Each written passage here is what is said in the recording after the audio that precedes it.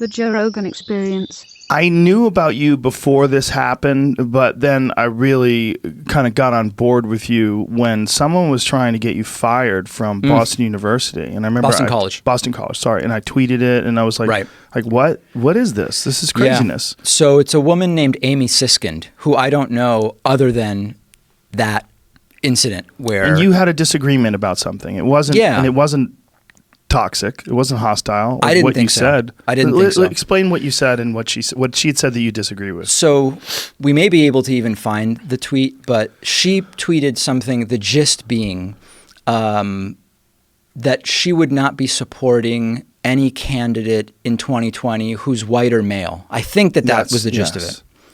And I responded, I'm going from memory here, the gist was something like, isn't that the definition of racism? You're sort of preemptively excluding someone from consideration on the basis of race, and in that case, gender, if it was white and male. There it is right there. There it is. I will not support white male candidates in the Dem primary. Unless you slept through midterms, women were our most successful candidate. Biggest Dem vote getters in history. Obama 08, Hillary 16. White male is not where our party is at, and it is our least safe option in 2020. Right. So I said, isn't there something not progressive about preemptively dismissing a candidate based on their race and gender? I feel like there's a word to describe that. As a progressive, I won't be jumping on board. Yeah. So it exploded. You basically didn't even say it's racist. Right. You said there's a word to describe that. Yeah. And that's a very polite way of disagreeing with someone. I thought it was polite. And she tried to get you fired. Yeah. She contacted, as far as I know. So, okay. I'm going by what she said. She said she contacted Boston College and told them not to allow me to teach there. That's insane. And Boston College, since I'm just an adjunct, I'm not on staff when I'm not teaching. Like during the 3 months of the semester, I'm employed there, and the other 9 months I'm not. So I think Boston College said he's not currently employed here. And I think that's basically as far as it went. But I did talk to some other faculty there who were aware of the thing that was going on. That's a crazy thing to do. I think so. It's a nasty, mean thing to do too. Like what someone can't disagree with you, and it's a very good point. I think she probably got upset because you made a very good point and tweets started coming her way. And a lot of people, they read those fucking comments and people get toxic in those comments. Yeah. Random strange people that you don't know, and then you're forced to, look at their opinions and their criticisms and their insults. That incident started me down the path of drastically limiting my social media use. Good for you. Yeah. That was the beginning. And then it became, you know this way more than I do, because I think on all platforms you have roughly 10 times the following that I do.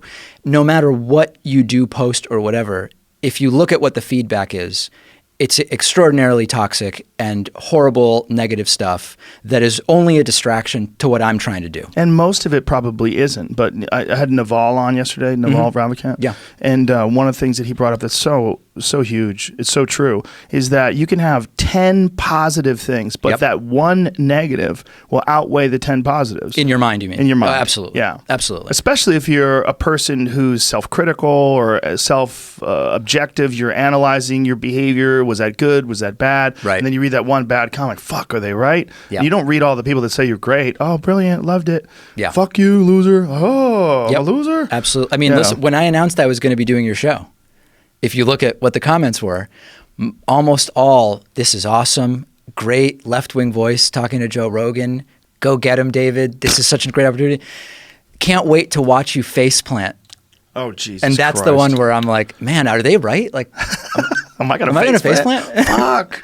So I don't know. I'm just trying to limit the amount that I'm on social media. One thing I am doing though, because my show is in part as successful as it is because of social media. So I can't ignore that. Right. But you don't have to engage. I don't have to engage. And I also can just say, I will check our networks in the morning, then I'll spend the whole day, I'll do my show, I'll do what I need to do, and then before I sign off for the evening, I'll check it, and that's it. That's a terrible idea, because what if you read the worst shit right before you eat dinner or go to bed? Well, no, it'll be like 5 p.m. So you'll have 5 hours I'll to have 5 recover. hours to cool off, yeah. And it's way better. And weekends, people are like, David, you're still tweeting on the weekends. A lot of those are like pre-scheduled tweets where I'll just sit and schedule some stuff, and I am trying to stay off it, and it's been really great. I mean, it's been a fantastic We looked experience. at our phones yesterday. We did a Sober October podcast with my 4 friends. Yep. We looked at our phones to look at phone usage, and I use my phone 4 hours a day. Oh, I'm really? on my phone 4 hours a day. I'm like, Average. fuck, that's a lot. What app did you use to measure it? It's something on your iPhone. Oh, okay. Yeah, you have a Android. I'm sure Yeah. they have a similar thing. Yeah. Yeah, 4 hours of screen time. I'm like, ooh, that's not good. They're adding that to the computer too, so it's going to combine. You'll know how much you're looking at all screens soon. Yeah, but what if you're writing? Well, Is it going to count? That counts? yeah, sure. But that I mean, don't you're work. staring at the screen. That's how it worked, bitch. Hey, that's what the argument you guys are making for the phones yesterday. That's Bert's argument. But yeah, well, Bert's argument's not good because he doesn't even write. That's ridiculous. One thing I did that actually is useful is I used to have my social apps on the home screen. And Cal Newport and some others have said, you got to get rid of those. He actually advocates getting rid of the apps altogether so that you have to go on a computer and choose to go to Facebook.com or Twitter. I haven't gotten there yet, but even just removing them from the home screen makes me significantly less likely to even pull them up. It's 2 clicks to swipe up and scroll over to the app. Right. But even just getting them off the home screen keeps me off of them significantly. That's smart. That makes sense.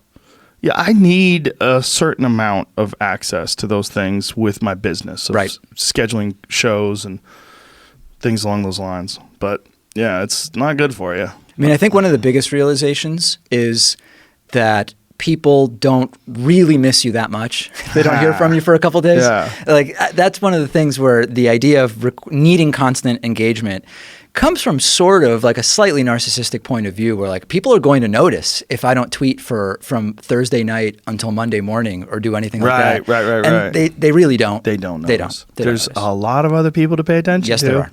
There are a few people that tweet on you that are kind of crazy and that want to hear from you all day long. Yeah. Yeah, but they'll get used to it. They'll get used to you. They will. Vanishing. And I don't know. I mean, Cal Newport, have you had him on? No, I haven't. Okay. He wrote Deep Work, and then more recently he wrote Digital Minimalism.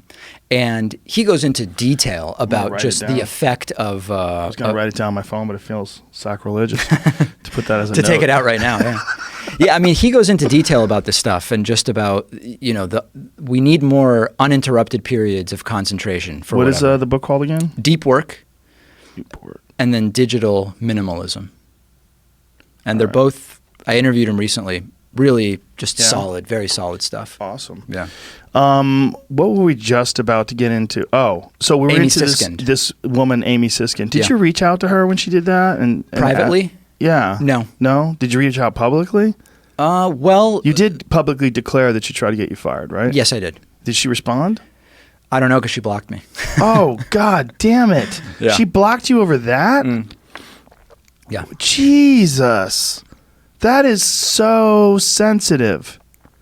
What is Twitter for? Right. Is it just to fall in line? Is it just to agree with everything someone says with no questioning whatsoever? What's extra interesting about it is she blocked me on Twitter, but then I treat my Facebook profile basically as public. So I post stuff on there. It's the same whether you're friends with me or not. And I had posted something totally innocuous about I was at a restaurant or drinking an espresso on it. I don't even know what it was.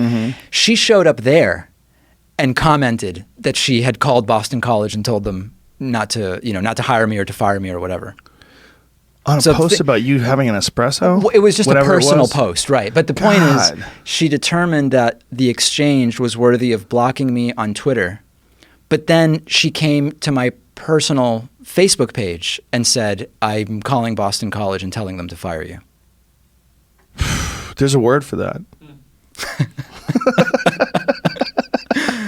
God, There might be a few. There's a gang, but there's a big one. Yeah. There's a 4-letter one. I just don't understand why someone would want to do that to someone. Why can't you disagree? Why can't you? And she's just upset that you pointed out a glaring problem with what she was saying.